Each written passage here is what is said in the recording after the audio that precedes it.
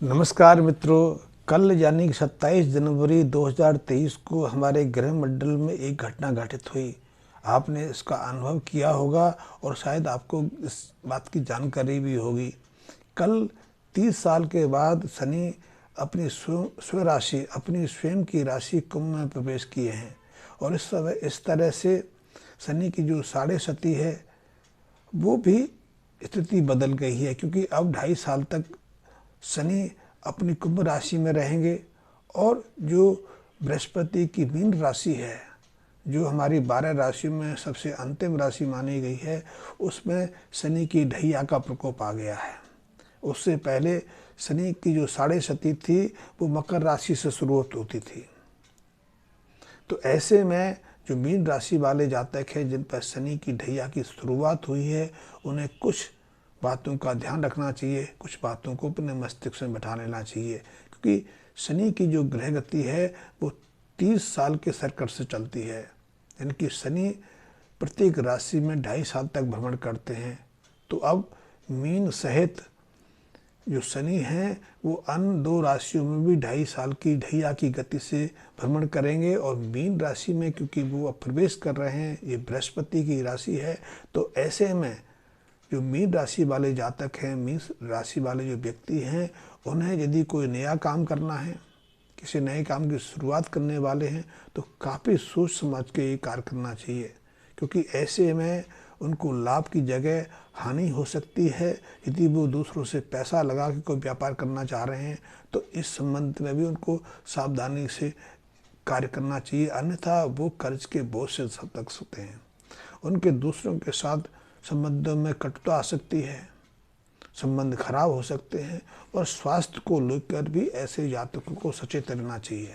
तो ऐसे में जो मीन लग्न वाले जातक हैं, मीन राशि वाले जातक हैं, उनको ढाई की इस शनि की इस ढैया के दौरान सावधानी रहने की आवश्यकता है, अन्यथा उनके जीवन में कुछ कटुता, कुछ कष्टों का सामना, कुछ परेशानियों का प्रवेश हो सकता है। तो ऐसे में जो मीन राशि वाले जातक हैं उन्हें सबसे पहले तो अपने पास कुछ लाल किताब संबंधी उपायों पर ध्यान रखना चाहिए। यानी कि ऐसे जातकों को जिनकी मीन राशि है उन्हें दूसरों से कोई भी वस्तु दान स्वरूप प्राप्त नहीं करनी चाहिए, खास करके शनि से संबंधित चीज़ें हैं, चाहे वो लोहा है, चाहे चमड़े की कोई वस्तु है, या फिर शनि संबंधी चाहे उड़द की दाल है, तेल है। यदि वो लेंगे तो कष्ट के श्राप से वो अपने को मुक्त नहीं कर पाएंगे। उनके कामों में कई तरह की विघ्न बाधाएं खड़ी होती रहती हैं। यदि वो मांगलिक कार्य करने जा रहे हैं, घर में कोई मकान बनाने जा रहे हैं या वैवाहिक कार्य करने जा रहे हैं, तो ऐसे कार्यों में विघ्न बाधाएं खड़ी होती हैं, उनमें और देर होगा। तो इस बात का ध्यान रखें। ऐसे जातक अपने भाग्य के भरोसे रहें। यदि तो कोई दूसरा उन्हें किसी तरह से कुछ गुमराह करने का प्रयास करता है तो इससे सचेत रहें। वो अपने भाग पर, अपने विश्वास पर, अपनी जटिल योजना पर पूरा भरोसा करें। इससे वो अपने जीवन में अपने लिए अच्छे मुकाम प्राप्त कर सकते हैं। ऐसे जातकों को नियमित रूप से केसर या हल्दी का तिलक लगा के अपने घर से निकलना किसी कार्य की शुरुआत करने में मदद मिलेगी। केसर का तिलक लगाने से तो बृहस्पति शुभ होते हैं, लेकिन शनि की अशुभता से भी मुक्ति मिल जाती है। और ऐसे जातक, क्योंकि मीन बृहस्पति की राशि है, हल्दी का भी प्रयोग कर सकते हैं। अपने खाने में हल्दी का प्रयोग करेंगे, दूध में हल्दी डाल के उसका नियमित रूप से प्रयोग करेंगे, तो वो कई तरह की बीमारियां हैं, चाहे वो नाड़ियों से संबंधित हो या श्वसन तंत्र से संबंधित हो, फेफड़ों से संबंधित हो, एलर्जी की हो, अस्थमा की, उससे भी हल्दी युक्त दूध के प्रयोग से उन्हें मुक्ति मिल सकती है। तो ऐसे जातक जिनकी मीन राशि है उन्हें इस अवधि में हल्दी युक्त दूध का प्रयोग करना बहुत मददगार साबित हो सकता है। इसके अलावा जिन जातकों की मीन राशि है उन्हें बुजुर्गों का आशीर्वाद लेते रहना चाहिए। बुजुर्गों के आशीर्वाद से उनके किसी भी काम में किसी तरह की रुकावट नहीं आएगी। उनके संबंध यार मित्र रिश्तेदारों के साथ परिपक्व होंगे, सुदृढ़ होंगे। जीवन साथी के साथ भी उन्हें पूरा सहयोग मिलता रहेगा। कुल पुरोहितों का आशीर्वाद लेना, कुल पुरोहितों को अपने श्रद्धानुसार कुछ ना कुछ दे के उनसे आशीर्वाद मांगना भी आपके जीवन में कई तरह के नए बदलाव ला सकता है। आपकी अधूरी योजनाएं, अधूरे कार्य या कार्यों की असफलता सिर्फ मात्र कुल पुरोहित के आशीर्वाद से दूर हो सकती है, और इसमें भी शनि आपकी बहुत मदद कर सकते हैं, क्योंकि शनि 2.5 साल मीन राशि में भ्रमण करेंगे। ऐसे में कुल पुरोहितों का या तीर्थ पुरोहितों का आशीर्वाद लेना आपके लिए बहुत ही अनुकूल हो सकता है। हाँ, इतना अवश्य करें कि मीन राशि वाले इस अवधि में या तो नंगे बदन ना रहें या अपने सिर को नंगा ना रखें। सिर पर कैप, पगड़ी या टर्बन बांध लेना, स्वापी आदि का प्रयोग करना या रूमाल रख के किसी भी कार्य को शुभ करना आपके लिए बहुत लाभदायक है। आपने देखा होगा कि हमारी जितनी पूजा पद्धतियां हैं उनमें जो हमारा पुरोहित वर्ग होता है वो स्वयं तो कोई ना कोई अपने सिर पर रखता ही रखता है।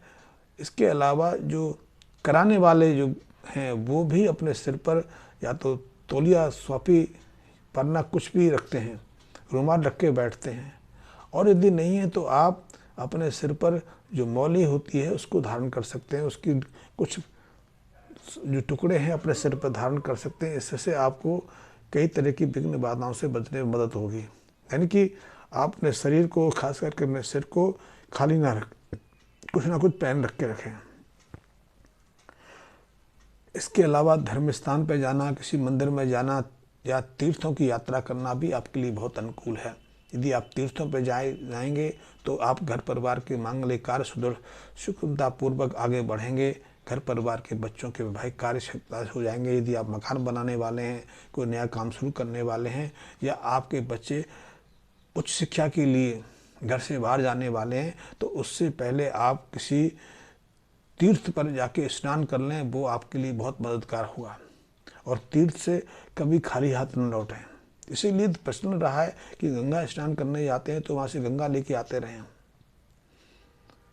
कुछ चनौरियाँ, कुछ बतासे, कुछ प्रसाद स्वरूप वहाँ से मिश्री लेते ही आते रहें, तो आप तीर्थ से कभी खाली हाथ ना लौटें, कुछ ना कुछ साथ लें। लेकिन यदि कोई नया काम करने जा रहे हैं, चाहे मकान बनाने जा रहे हैं या बेटी का वैवाहिक संबंध बनाने जा रहे हैं, या कुछ अन्य नवीन कार्य करने की आप योजना बना बैठे हैं, तो उससे पहले आप किसी तीर्थ का भ्रमण अवश्य कर लें, तीर्थ स्नान अवश्य कर लें। ये आपके लिए बहुत महत्वपूर्ण होगा।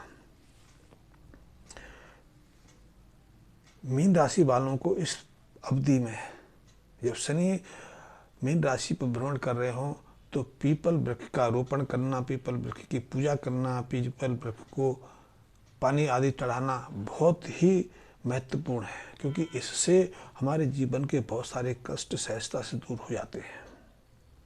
यदि हमारे शरीर में किसी तरह की व्याधि हो गई है, व्याधि जाने का नाम नहीं ले रही है, पूरा परिवार किसी न किसी बीमारी से पीड़ित रहता है, चाहे वो चमड़े संबंधी कोई बीमारी हो, श्वसन तंत्र संबंधी बीमारी हो, फेफड़े से संबंधित बीमारी हो, अस्थमा की शिकायत हो, कमजोरी, दुर्बलता हो, या फिर गर्भपात की समस्या का सामना करना पड़ रहा हो, तो ऐसे में पीपल वृक्ष की सेवा करना, पीपल को जल चढ़ाना, पीपल के सानिध्य में कुछ वक्त व्यतीत करना हमारे लिए बहुत मददगार साबित होगा।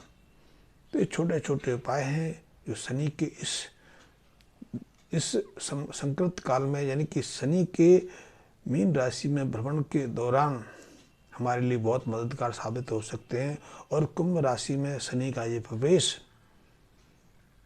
कुंभ राशि वालों के साथ में मीन राशि वालों के लिए भी बहुत ही महत्वपूर्ण साबित होगा। उनके जीवन में एक टर्निंग पॉइंट रहने आएगा, क्योंकि ऐसी अवधि जीवन में सिर्फ 1 या 2 बार ही मिलती है, क्योंकि शनि का भ्रमण काल ही 30 साल का है। और 30 साल के भ्रमण काल में तीसरे की तो हम आज उम्मीद कर ही नहीं सकते, क्योंकि इतना तो जीवन काल ही नहीं बचा। तो शनि की इस महत्वपूर्ण घटना को हमें भरपूर महत्व देना चाहिए और उसका पूरा फायदा उठाने का प्रयास करना चाहिए। धन्यवाद मित्रों।